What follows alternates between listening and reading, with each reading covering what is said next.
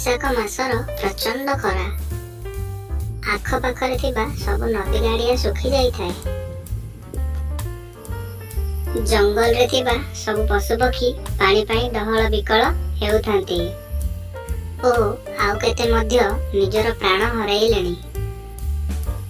ଏଥି ମଧ୍ୟରେ ଗୋଟେ କାଉକୁ ଅତ୍ୟଧିକ ଶୋଷ ଲାଗୁଥାଏ।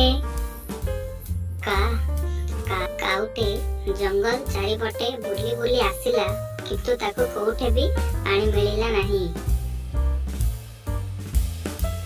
ଏତିକି ବେଳେ ସେ ବାଟରେ ବିଲୁଆକୁ ଦେଖିଲା।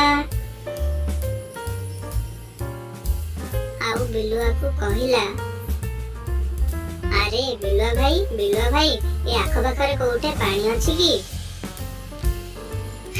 ଆରେ କାଉ ଭାଇ, କହନି ସେ କଥା। ଆଉ ପାଣି ପାଇଁ ମୁଁ ବି ଘୁରି ବୁଲୁଛି, କିନ୍ତୁ ଏ ପାଖରେ ଗୋଟିଏ ଗ୍ରାମ ଅଛି, ସେଠାରେ ନିଶ୍ଚିନ୍ତ ପାଣି ମିଳିବ। ଏମିତିରେ ତମେ ତ ବହୁ ଦୂର ପର୍ଯ୍ୟନ୍ତ ଉଡ଼ିପାର, ଆମେ କ'ଣ ଏତେ ଦୂର ଯାଇପାରିବୁ? କାଉ ବିଲୁଆଠାରୁ ଏହି କଥା ଶୁଣି ବିଲୁଆଠାରୁ ବିଦାୟ ନେଲା। ତାହେଲେ ମୁଁ ଆସୁଛି ବିଲୁଆ ଭାଇ। ଦୁହେଁ ସେଠାରୁ ଚାଲିଗଲେ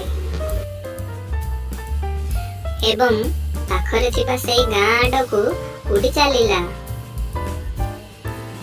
କିଛି ସମୟରେ ଯାଇ କାଉଟି ସେଇ ଗାଁରେ ପହଞ୍ଚିଲା ଏବଂ ସେହି ଗାଁରେ ଥିବା ଗୋଟିଏ ଚାଳ ଘର ଉପରେ ବସି ସେ ଚାରିଆଡ଼କୁ ନଜର କଲା।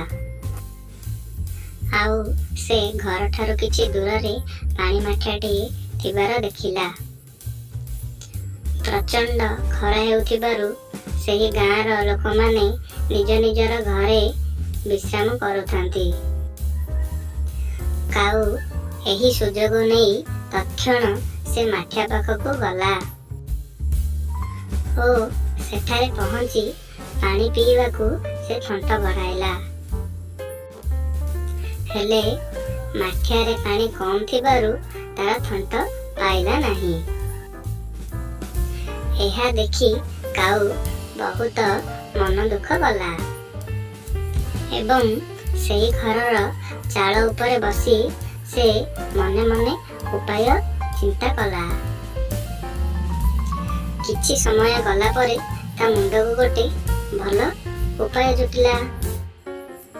ସେ ମାଠିଆ ପାଖକୁ ଗଲା ଏବଂ ମାଠିଆଠାରୁ ଅଳ୍ପ କିଛି ଦୂରରେ ସେ କେତେ ଗୁଡ଼ିଏ ଗୁଡ଼ି ପଡ଼ିଥିବାର ଦେଖିଲା। ଆଉ ସେ ତା ଥଣ୍ଟରେ ଗୋଟେ ଗୋଟେ ଗୁଡ଼ି ଆଣି ବାରମ୍ବାର ମାଠିଆ ମଧ୍ୟରେ ପକାଇବାକୁ ଲାଗିଲା ଏବଂ ଅଳ୍ପ କିଛି ସମୟ ମଧ୍ୟରେ ମାଠିଆର ପାଣି ଉପରକୁ ଆସିଗଲା। ତାପରେ କାଉ ମନ ଖୁସିରେ ପାଣି ପିଇ ଜଙ୍ଗଲକୁ ଖୁସିରେ ଉଡ଼ିଗଲା। ପିଲାମାନେ, ଏଥିରୁ ଆମେ ଶିଖିବାକୁ ପାଇଲେ ଯେ ଯେକୌଣସି ବି ପରିସ୍ଥିତିରେ ମନକୁ ସ୍ଥିର ରଖି ବୁଝି ବିଚାରି କାମ କରିବା।